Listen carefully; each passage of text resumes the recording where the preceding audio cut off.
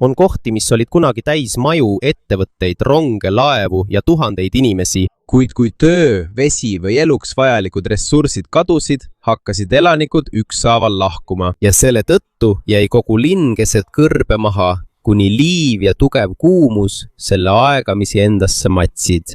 Need on unustatud paigad, mis kunagi olid täis elu, kuid nüüd vaikides meenutavad, kui kiiresti võib üks kogukond kaduda. Aga enne kui me arutelu alustame, palun ma sinult üht laiki ja palun telli ka meie kanal. See on meile sisuloojatele väga suureks abiks. Nii et alustame. Number 12. Al-Madami kummitusküla, Araabia Ühendemiraadid. Araabia Ühendemiraatide kõrbe keskel on väike küla, mida liiv järk-järgult endasse neelab. Seda nimetatakse Al-Madami kummituskülaks.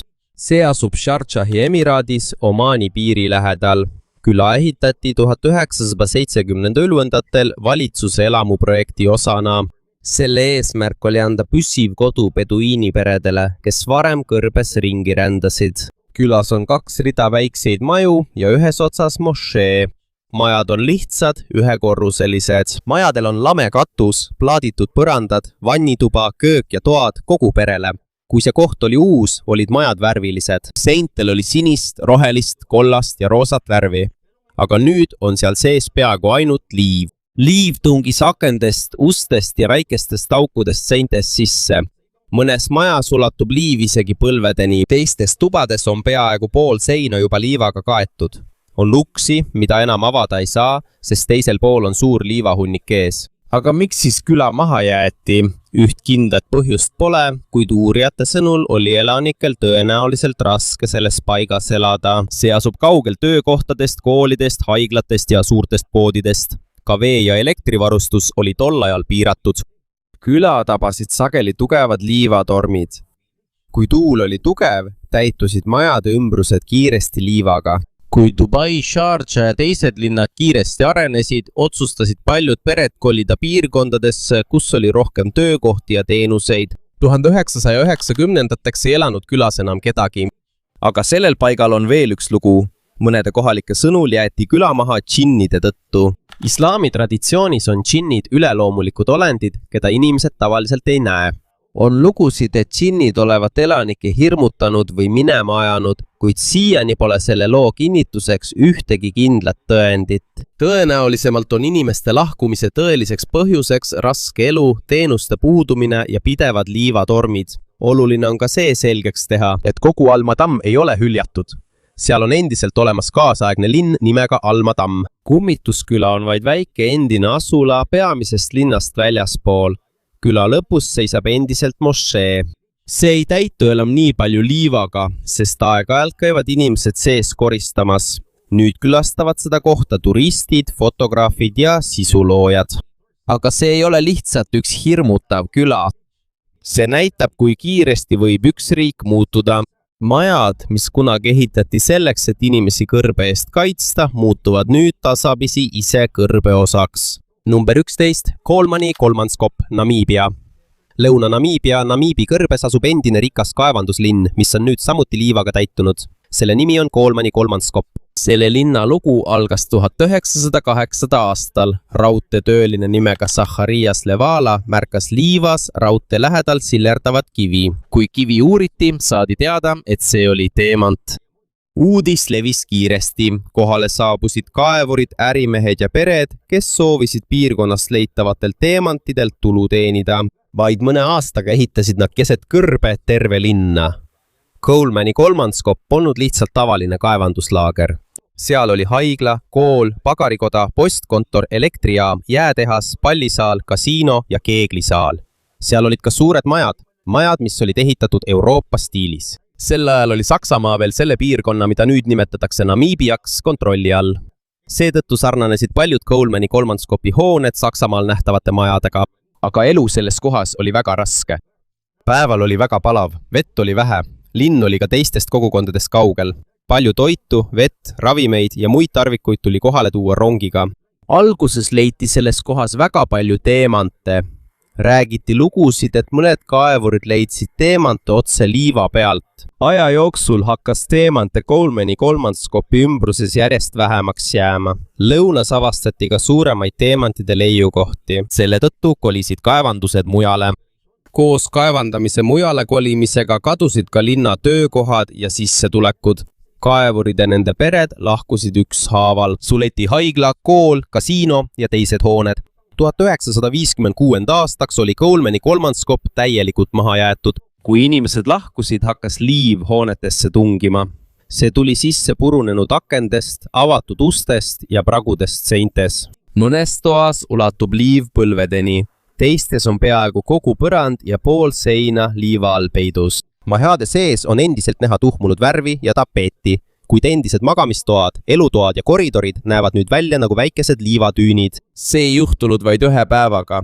Iga liivatorm toob kaasa uue liivakihi. Igal aastal mattub üha suurem osa linnast liiva alla. Nüüd on Colemans kolmandaskop üks tuntumaid kummituslinnu Namiibias.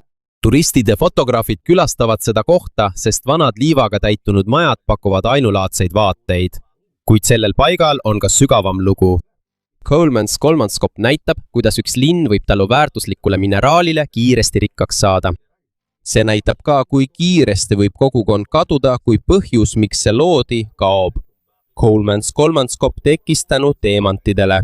Kui kaevandamine kolis mujale, lahkusid ka inimesed ja kui enam kedagi ei jäänud, tuli kõrb vaikselt tagasi, et kogu linna endale tagasi võtta. Number 10. RLC laevakalmistu Usbekistan. Usbekistani kõrbes seisavad suured laevad liival. Neid ei toodud sinna. Varem oli selles kohas lai veekogu, seda kutsuti Araali mereks. Kuigi selle nimi on meri, on see tegelikult suur järv Usbekistani ja Kasahstani vahel. Varem oli see üks maailma suurimaid järvi. Paljud inimesed elasid kalapüügist. Seal olid sadamad, kalalaevad, kaubalaevad ja kalatööstused. Üks linnadest, mis sellest sõltus, oli Moinak Usbekistanis.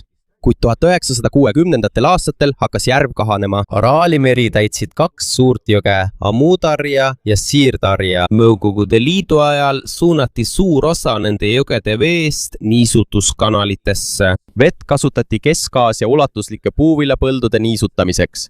Selle tõttu jõudis Araali merre vaid väike osa veest. Mõne aastakümne jooksul kuivas suur osa järvest. Endisest merepõhjast sai kuiv kõrb, mida nüüd nimetatakse Aralgumi kõrbeeks. Kui vesi taandus järjest kaugemale, jäid Moinakis kuivale maale seisma laevad, mis kunagi seal sadamas olid. Mõned laevad lammutati vanametalliks, kuid mõned jäid alles ja roostetasid täielikult. Seda nimetatakse nüüd Araali mere laevade kalmistuks. Mõjutatud ei olnud ainult laevad. Kuna järv kahanes, tõusis vee soolsus, paljud kalad surid ja kalatööstus varises kokku. Paljud kalurid ja vabrikutöölised jäid tööta. Kuiv merepõhi muutus samuti probleemiks. Pinnases on soola ja kemikaale. Kui tuul on tugev, levib soolane tolm majadesse ja põldudele. See võib kahjustada põllukultuure ja olla kahjulik inimeste tervisele. Kogu Araali meri ei ole siiski täielikult kadunud. Mõnes selle osas on veel vett alles. Kasahstanis aitas Kokkaraali tamm säilitada Põhja-Araali mere ning taastada mõned kalaliigid. Aga Usbekistanile lähemal asuvas piirkonnas on endiselt ulatuslikud kuivanud alad. Tänapäeval külastavad turistid Moinakis roostes laevu. Need pole lihtsalt haruldased vaatepildid. Need on selge tõestus sellest, kuidas terve piirkond võib hävida vee valesti kasutamise tõttu. Varem ujusid need laevad järvel, nüüd on need liiva sisse mattunud. Number 9. Dalooli kummituslinn Etioopia. Põhja-Etioopias on koht, mis on ülimalt kuum, väga soolane ja täis ohtlikke kemikaale. Selle nimi on Dalool. See asub Tanakili madalikul, mis on madal piirkond Afari regioonis. Paljud selle osad on isegi madalamal kui merepind. Siin sajab väga vähe vihma ja kuumus on äärmuslik. Päevale temperatuur ületab sageli 40 kraadit Celsiuse järgi. Kõige kuumemal ajal võib temperatuur ulatuda peaaegu 50 kraadini Celsiuse järgi. Seetõttu on Dalool tuntud kui üks maailma kõige kuumemaid paiku. Ka maavärv on siin väga omapärane. Ümbruses võib näha kollaseid, oranže, rohelisi, punaseid ja valgeid laike. Need värvid ei ole värviga peale kantud. Need pärinevad väävlist, rauast, soolast ja teistest mineraalidest, mis tõusevad maa alt üles. Pragudest tuleb välja kuuma vett ja gaasi. Kui need segunevad mineraalidega, tekivad värvikirevad kuumaveeallikad ja väikesed basseinid. mõned basseinid on väga happelised ja ohtlikud katsuda. Koha peal on ka väävligaas, mistõttu on lõhn väga tugev. Seetõttu ei ole ohutu läheneda ilma õige juhendamise ja varustuseta. Koha keskel võib näha vana kaevandusasula jäänuseid. 20. sajandi alguses kaevandati siin potassi ja soola. Potass on mineraal, mida kasutatakse väetise valmistamisel. Siia ehitati hooned, raudteeliin ja seadmed kaevurite jaoks. Kogukond oli väike, sest see loodi ainult kaevandustöödeks. Aga Taloolis on väga raske töötada, seal on ülimalt palav, see asub kaugel suurematest linnadest ning sinna on raske tuua toitu, vett, kütust ja muid tarvikuid. Kuna töö oli nii raske, hakkas kaevandamine järk-järgult hääbuma. Lõpuks lahkusid töölised ning hooned ja seadmed jäid maha. Praegu võib keset laia soolakõrbe ikka veel näha mõningaid lagunenud ehitisi ja roostes masinaid. Oluline on selgitada, et kogu Danakili madalik ei ole maha jäetud. Afaarid on siin juba ammu elanud ja rännanud. Samuti on siin töölisi, kes koguvad soola teistes piirkonna osades. Maha jäetud on vaid endine kaevandusasutus Taloolis. Maa siin muutub endiselt pidevalt. Kuum vesi ja gaasid tõusevad endiselt üles. Mineraalid moodustuvad ja lahustuvad siin ikka veel. Inimesed on proovinud kaevandada ühes maailma kõige raskemas paigas. Kuid kui tegevus enam praktiline polnud, lahkusid nad. Vana linn jäi maha, samal ajal kui kuumus, sool, hape ja väävel kujundavad Talooli edasi. Number 8. Rio Light, kummituslinn, Nevada. Nevada kõrbes oli linn, mis sai kiiresti rikkaks ja kadus sama kiiresti. See on Rio Riolite, kummituslinn Death Valley lähedal. Linn sai alguse 1904. aastal pärast seda, kui Shorty Harris ja Ed Cross leidsid kulda. Kui uudis levis, saabusid tuhanded kaevurid ja ärimehed. Nad ehitasid maju, poode, hotelle, panku, haigla, ooperimaja ja rongijaama. Oma hiilgeajal oli Rio Lighti elanike arv hinnanguliselt 5000 kuni 10 000, kuid kulda polnud oodatud koguses. Aastal 1907 tabas Ameerikat ka suur finantskriis. Kaevandustel oli raske raha hankida, et tegevust jätkata. Kaevandused ja ettevõtted suleti, inimesed kaotasid töö, seetõttu lahkusid nad. Vaid mõne aastaga jäi kunagine õitsev linn peaaegu inintühjaks. Täna võib endiselt näha jäänuseid, panka, rongijaama, vanglat ja üht pudelitest ehitatud maja. Tänapäeval külastatakse Rio Rioliti mitte kulla, vaid selle varemete pärast.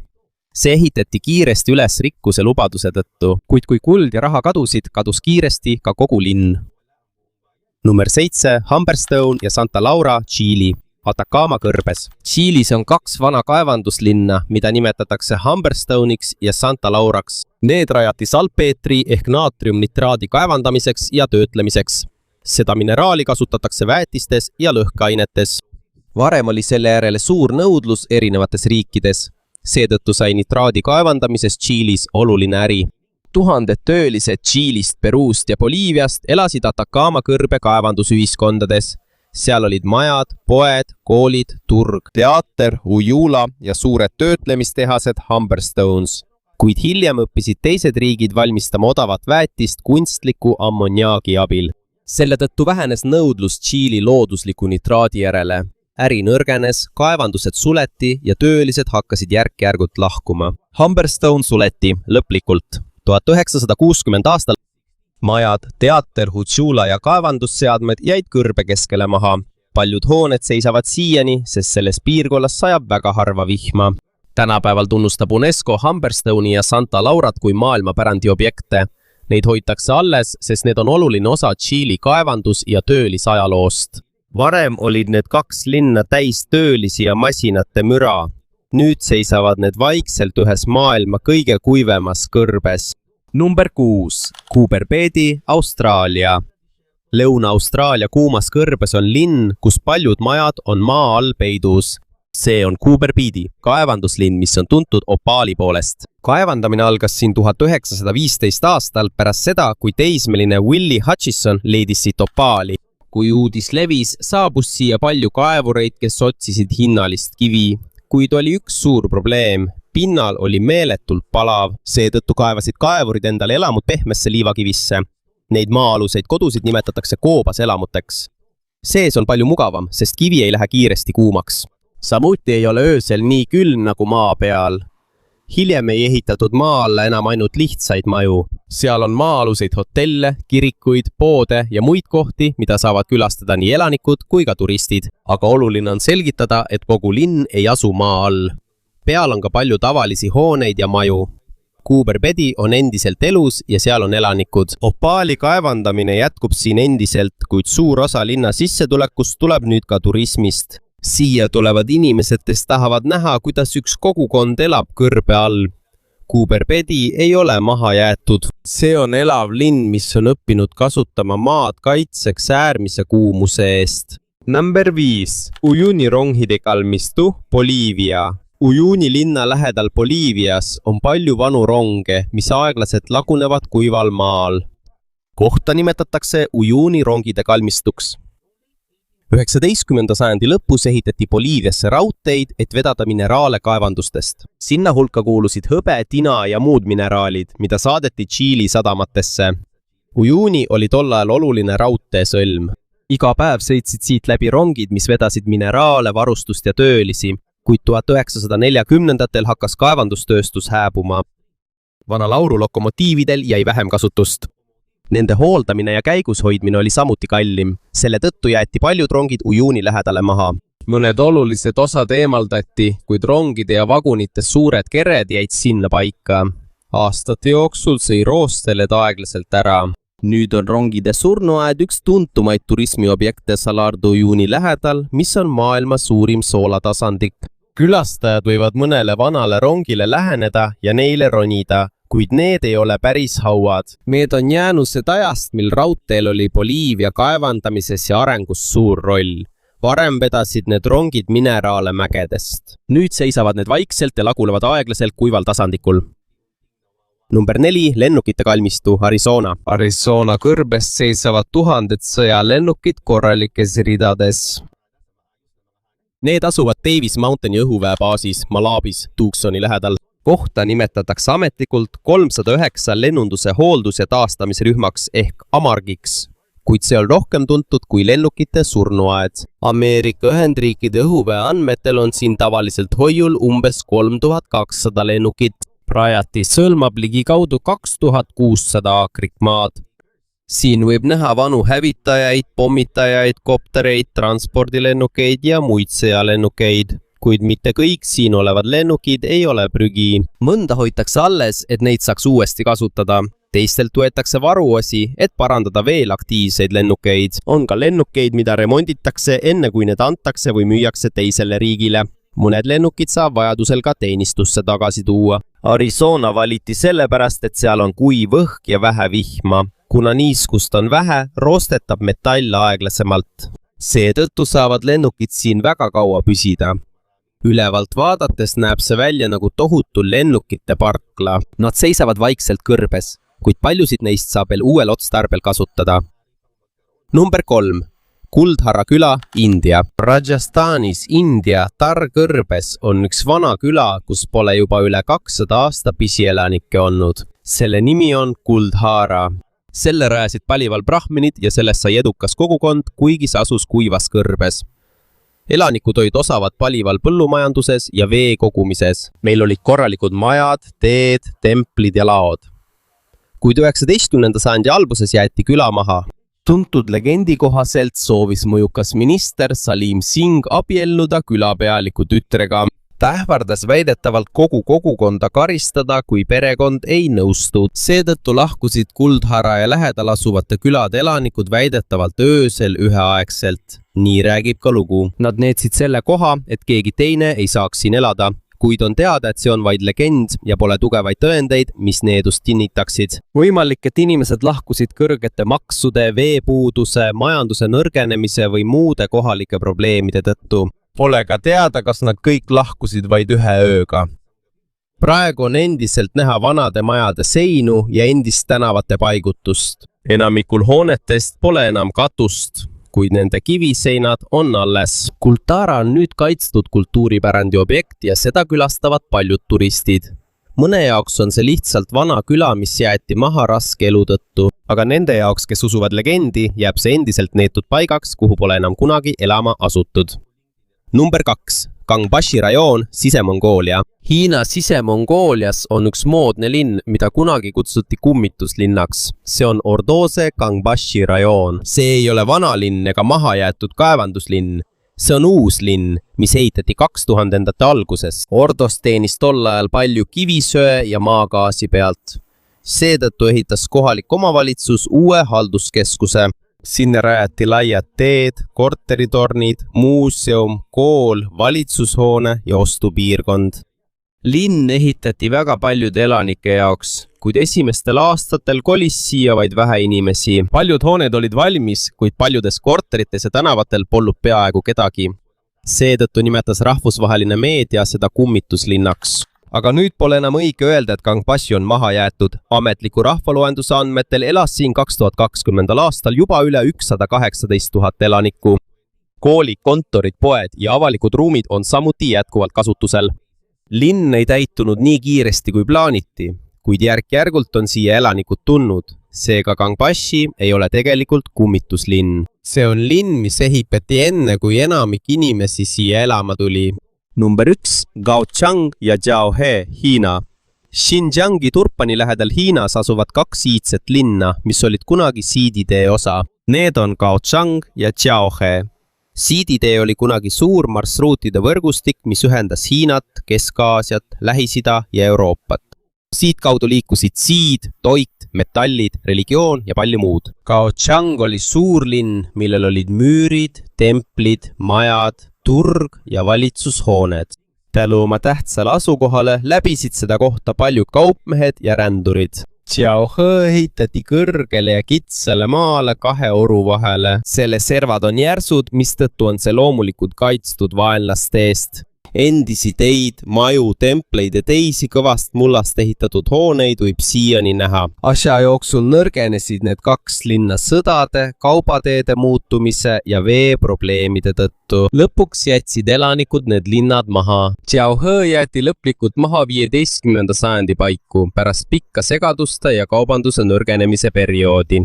Täna ei ole Gaochang ja Jiaohe enam elavad linnad, kuid nende varemed seisavad endiselt tunnistusena sellest, et kunagi olid need siiditee olulised kaubandus- ja kultuurikeskused. Varem olid need täis kaupmehi ja rändureid. Nüüd on kuivas maastikus alles vaid vanad müürid ja vaiksed teerajad.